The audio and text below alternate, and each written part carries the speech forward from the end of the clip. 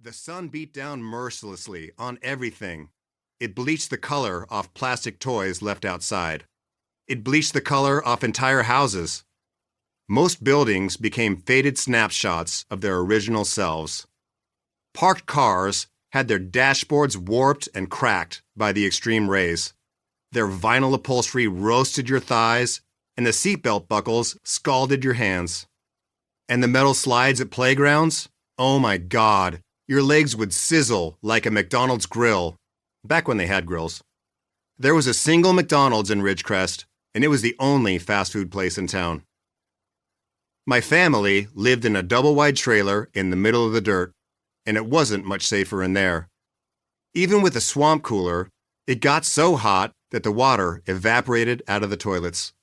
Sometimes the door handles inside the house were too hot to touch. We went away one weekend and returned home to find that all of our candles had melted, their wax hanging from the shelves like suspended waterfalls.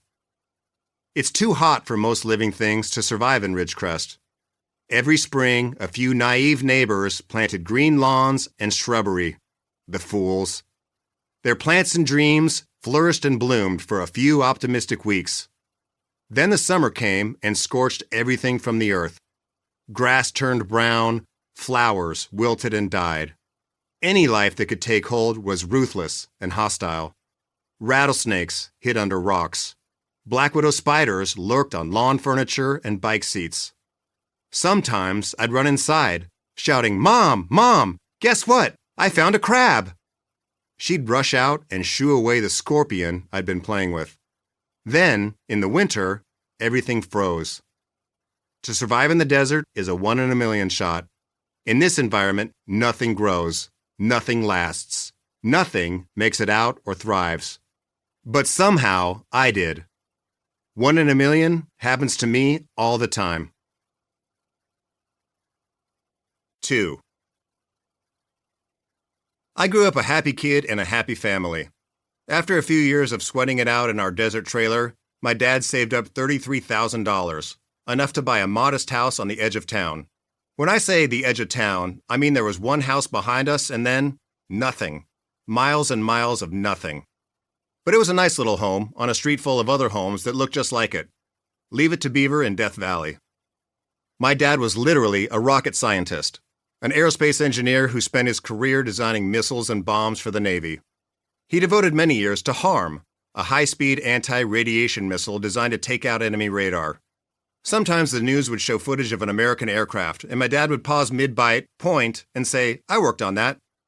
Other times he couldn't talk about what he was working on at all. He had to testify before Congress and secret committees. The man was a scientist through and through, organized and precise in everything he did. As a young engineer, he wore giant Coke bottle eyeglasses and neatly pressed collared shirts that he tucked into his pants. He saw the world through the lens of data and schedules, careful planning and meticulous hard work. If there was one piece of advice he hammered into me, it was, "Mark, time management is the key to success." He never liked me sleeping in and instilled in me a fear of being late that I still possess. I'm never late. As a kid, I enjoyed spending time with my dad, even just tagging along for mundane chores. On Saturdays, we drove our trash to the dump in his truck, speeding down a long, bumpy road. We called it the Yeehaw Road because you had to dip through a dry gulch that left your stomach hanging in midair. We'd hit the drop and scream, "Yeehaw!" He blasted the stereo and we sang along to Don McLean's American Pie the whole way. The sun beat down on us and dust trailed behind. He told the worst dad jokes and stuck faithfully to the same cringy bits for years. The man needed new material. Every time we went to a restaurant, he called the server over to say, "Uh-oh, looks like I need a new menu. This one's printed upside down." The harder people groaned, the more he leaned into it. To this day, every holiday season, he sets out a small branch with a rifle shell casing on it and asks people if they know what it is. A cartridge in a bare tree. My dad's sense of humor was what won my mom over when they first met in high school. He asked her out on a tennis date and made her laugh. They started playing all the time and soon became inseparable. They cruised the orange groves lining the idyllic Southern California suburbs in convertible American cars, Beach Boys on the radio. They fell in love. Gross. My mom was all love and support and patience, big on hugs and quick to tears.